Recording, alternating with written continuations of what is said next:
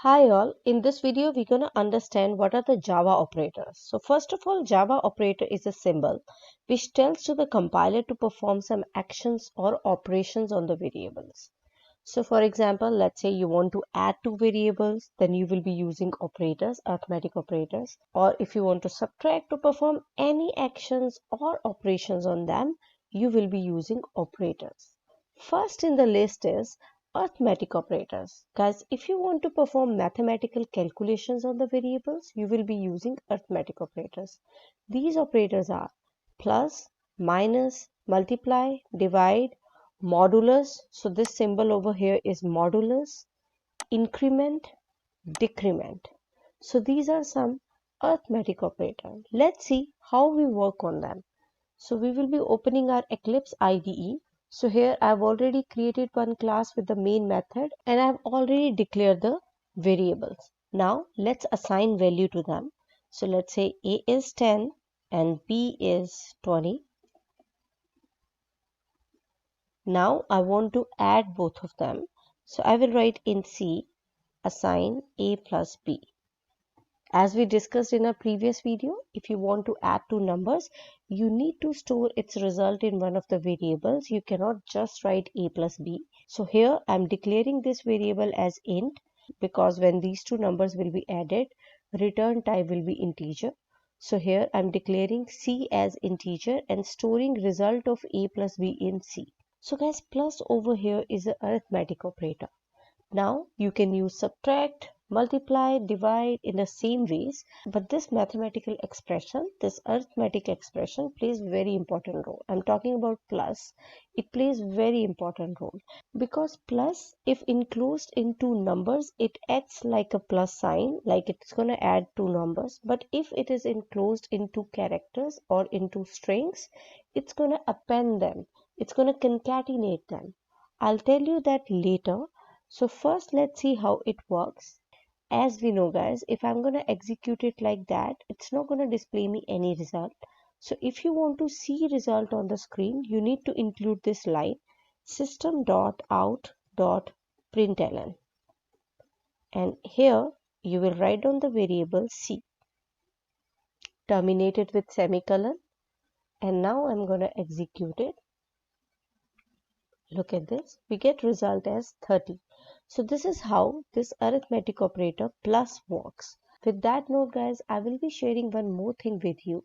If you want to perform any mathematical calculation without assigning this value to any third variable, you can also do this in system.out.println. So here instead of writing C, I made C as comment, so this line won't be executed. So now we will read this code like this. We declare two variables, assign value to them, and now if you want to add A plus B, you can definitely do that in system.out.println. So here I can write A plus B. See, it's not giving you any error. In this case, you need not to declare third variable like we did here. So we need not to declare this variable and assign value to it. We can directly add A plus B in system.out.println. So system.out.println not only display you the data, it also take care of all the operators. So you can execute operators in system.out.println statement also. So here, let's see how it works. So I'm going to run this. It displayed me 30 as a result. So you can use all the operators in system.out.println also. Likewise guys, you can use subtract, you can use multiply and divide. So let's see all the operators here. So I'm just going to copy this and paste it. So here this is to add two numbers. Now if you want to subtract them, minus. If you want to multiply them, you can use multiplication. If you want to divide them, you can use division. If you want to get modulus of it, guys, modulus means if you want to see remainder of two numbers, when two numbers will get divided, you want to see remainder of division, you can use modulus in that case. So here we have modulus. Let's see how it works. So I'm going to execute it. Click on OK. See, first it will add two numbers. So A plus B is 30. Then it's going to subtract these two numbers. So a minus b, it's giving me minus 10 because a is 10 and b is 20. So that's why I'm getting result as minus. Now a into b is 200. A divided by b is 0. And if I divide a with b, remainder gonna be 10. So these are some arithmetic operators. Now we will work on increment and decrement operator. So let's see how it works. So let's remove this. Here I'm just gonna keep a. So a plus plus, that is my arithmetic operator. So here original value of a is 10 and now I'm saying incremented. Whenever you will write a plus plus, it will add 1 in the value of a. So result of this gonna be 11. So look at this, a is 10, a plus plus, that means add 1 in a and display it. So let's see what result I will get. So I'll click on OK. I'm getting 11. So this is increment operator. If you want to see decrement operator, it's going to subtract 1 from original value of a. So right now a is 10 and when I'm saying a minus minus, it's going to display me 9. So let's see. So I'll click on OK and I'm getting result as 9. So guys, this is how arithmetic operator works. So guys, that's all about arithmetic operators. Arithmetic operators in nutshell are used to perform mathematical calculations on your variables. So now next operator on which we will be working is relational operator. Relational operators are used to check comparison between two variables. It can be used to check whether two values are equal, not equal, less than, greater than, etc. So in simple words, you can use relational operators to compare two variables. Now what can be the different relational operators? It is equal to. So when you will use this symbol two times, it is equal to in Java. If you're using it only one time, it's going to be assignment operator in Java. So is equal to, then we have not equal to, then we can have greater than, we can have less than, we can have greater than equal to, less than equal to. One thing which we should understand in relational operator, the return type of this relational operator is Boolean. That means it's going to return you value either in true or false. Let's say if you're comparing two variables, if both are equal, it's going to return you true. If both are not equal, it's going to return you false. Let's understand this with the help of example. So here we can see a is 10 and b is 20. If I write in my system.out.println line that if a is equal to b, this is my relational operator is equal to, I'm writing a is equal to b. Now whether it is true or false, definitely we can see it is false. A is 10 and b is 20, they are not equal. So it's going to return me value in Boolean expression. Boolean data type is my return type of relational operators. So let's execute it. I'll click on run. Guys, either you can click on run or you can hit F5 from your keyboard. It is one and same thing. So I'll click on OK here and see it's returning me false because A is not equal to B. So this is relational operator. Same ways you can write not equal to. So if I'm saying not equal to, it is true because both are not equal. It returns me true. So this is how your relational operator works. You can use less than equal to, you can use greater than equal to. All the operators that we discussed, we can use it like this expression. See, it is true because A is less than B. So if any of the expression is true, it will return you true. Otherwise, you will get false as a return type. So guys, this is relational operator. So next set of operators are logical operators. Logical operators are used to check conditional expressions. For example, we can use logical operators in if statement to evaluate condition based on expression. We can use it in loop as well as to evaluate the condition. Java supports three logical operators. That is AND operator.